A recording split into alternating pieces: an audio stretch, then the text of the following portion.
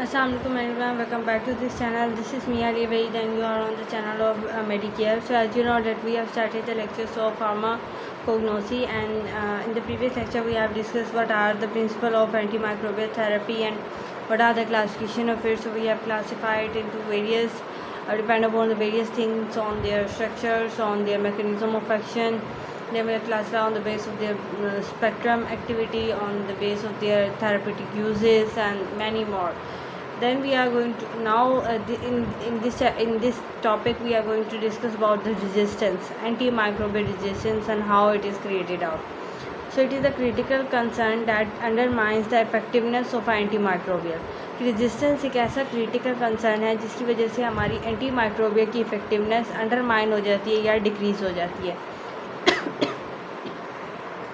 Sorry for that, making the infection harder to treat and increase the risk of the. So यहाँ पर क्या होता है कि क्योंकि एंटी माइक्रोबियल ड्रग की इफेक्टिवनेस कम हो जाती है, so it make our infection too hard to treat and increase the chances of disease spread and illness or death from a disease.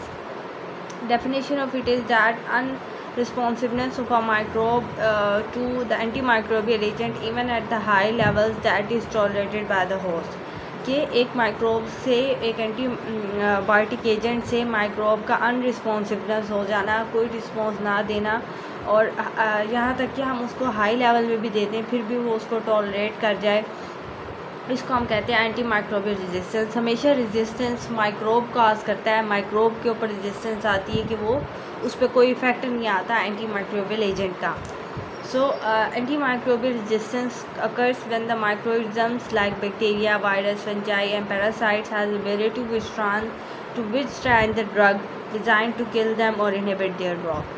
So all the microorganisms, when they have the ability to tolerate, to withstand the drug, then the resistance will develop.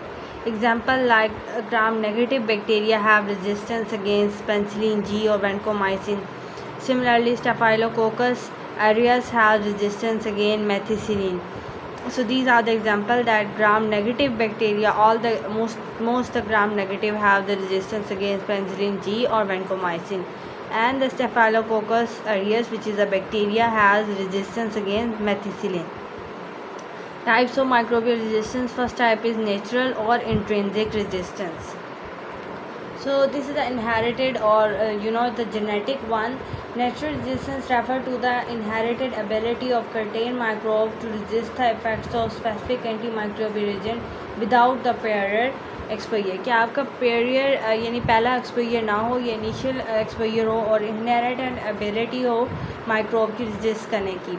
Natural resistance का mechanism क्या है कि वो drug की penetration को कम कर देते हैं कि ताकि ड्रग सेल के अंदर ना जाए. लाइक माइक्रोबैक्टीरियम ट्यूबरक्लोसिस, जब टीबी होता है तो उसका बैक्टीरिया क्या करता है, थिक और वैक्सी सेल वॉल होने की वजह से ड्रग की पेनिट्रेशन नहीं होने देता. सो टीबी के बैक्टीरिया की सेल वॉल थिक है, ड्रग पेनिट्रेशन कम होगी. इस तरह मॉडिफाई कर देता है टारगेट साइट को. Microbe alter the drug active site like E coli modify the penicillin binding protein resistance to beta lactam. So ये बीटा लैक्टिन ड्रग है, तो वो बैक्टीरिया जाके उस जगह को पेनिसिलिन बाइंडिंग प्रोटीन को मॉडिफाई कर देता है. इफेक्टिव रिफ्लक्स पम्प्स आ जाते हैं. Microbe expel the drug out of the cell, उनकी इंट्रासेलुलर कंसंट्रेशन को डिक्रीज़ करके उन्हें सेल से बाहर रिफ्लक्स उनका करवा देते हैं.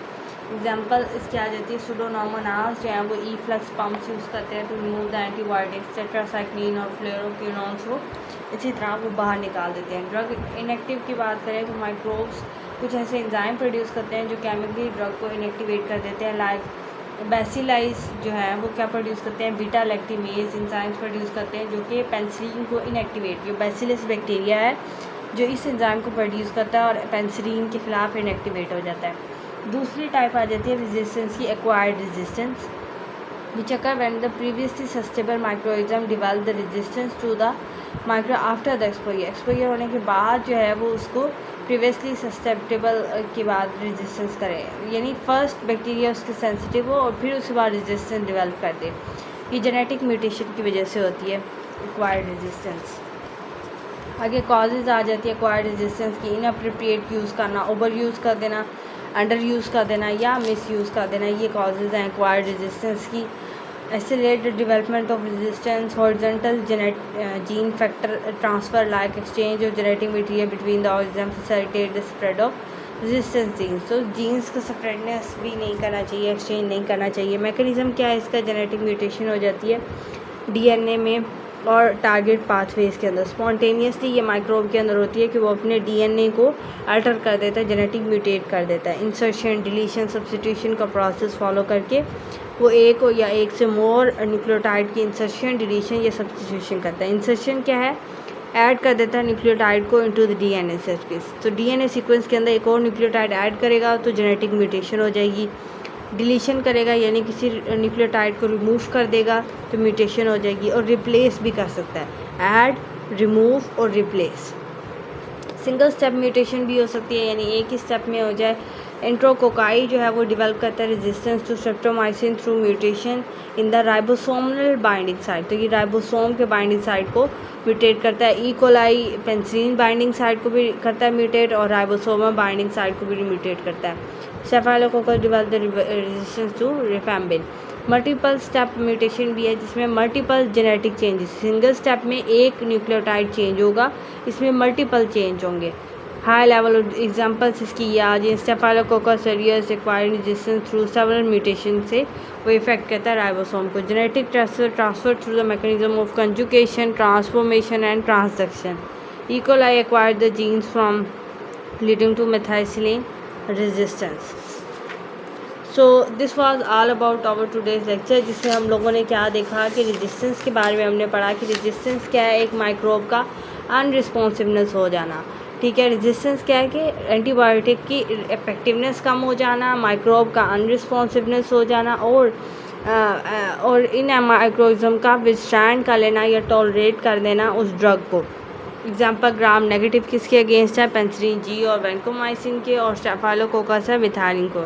नेचुरल रेजिस्टेंस क्या थी कि आपकी नेचुरल तौर पे पायरल एक्सपोजर में ही वो यानी कि पहली दफ़ा ही हमने वो एंटीबायोटिक दिया और वो पहली दफ़ा में उसके खिलाफ रेजिस्टेंस हो गई है, तो ये नेचुरल है। ड्रग की पेनिट्रेशन कम है, टारगेट साइट पे हुआ, जैसे माइक्रोबैक्टीरियम ट्यूबुलर फ्लोरोसिस ड्रग की पेनिट्रेशन कम करता है। मॉडिफाई करता है, ई कोलाई करता है प्रोटीन पेंसिलिन बाइंडिंग साइट को। इफ्लक्स पंप्स होते हैं जिसकी वजह से ड्रग बाहर आ जाती है, जैसे सुडोनामोनास ड्रग को बाहर फेंक देता है। टेट्रासाइक्लिन और फ्लोरोक्विनोन को बाहर आ जाता है। ड्रग इनएक्टिवेशन करता है, बैसिलस बीटा लैक्टिमेज एंजाइम प्रोड्यूस करके पेंसिलिन को डिस्ट्रॉय कर देता है, इनएक्टिव कर देता है। एक्वायर रेजिस्टेंस यह है कि पहले उसके खिलाफ बैक्टीरिया सेंसिटिव था और बाद में नहीं हुआ। ये क्यों होता है? जेनेटिक म्यूटेशन हो जाती है। हम क्यों हुआ? दो काजेज़ हैं, या तो जेनेटिक हमने ट्रांसफ़र कर दिया है या हमने इनअप्रोप्रिएट यूज़ किया है।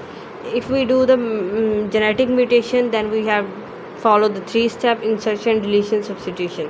ऐड करो, डिलीट करो और सब्स्टिट्यूट करो यानी रिप्लेस करो। सिंगल स्टेप यानी एक न्यूक्लियोटाइड चेंज करो, मल्टी में बहुत सारे। एग्जांपल ई कोलाई जो है वो एक चेंज करता है न्यूक्लियोटाइड को, स्ट्रेप्टोमाइसिन के साथ उसकी रेजिस्टेंस है, और जबकि ये स्टेफाइलोकोकस की सेवरल म्यूटेशन है और राइबोसोम्स पे ये एरिथ्रोमाइसिन के साथ। इसकी है ई कोलाई की स्ट्रेप्टोमाइसिन के साथ, इसकी है स्टेफाइलोकोकस की एरिथ्रोमाइसिन के साथ, और जेनेटिक ट्रांसफ़र से भी ये हो जाता है। ठीक है, सो ये था आज का हमारा लेक्चर। आई होप कि आप लोगों को आज के लेक्चर समझ में आ गया। अगर आपको वीडियो अच्छी लगी है तो प्लीज़ मेरी वीडियो को लाइक करें, चैनल को सब्सक्राइब करें, और मिलेंगे नेक्स्ट वीडियो में एक नेक्स्ट लेक्चर के साथ। आई होप कि आप लोगों को ये वीडियो अच्छा लगा होगा। प्लीज़ मेरे चैनल को सब्सक्राइब करें और वीडियो को लाइक कर दें। मिलेंगे नेक्स्ट लेक्चर में एक नेक्स्ट टॉपिक के साथ। टेक केयर, अल्लाह हाफिज़।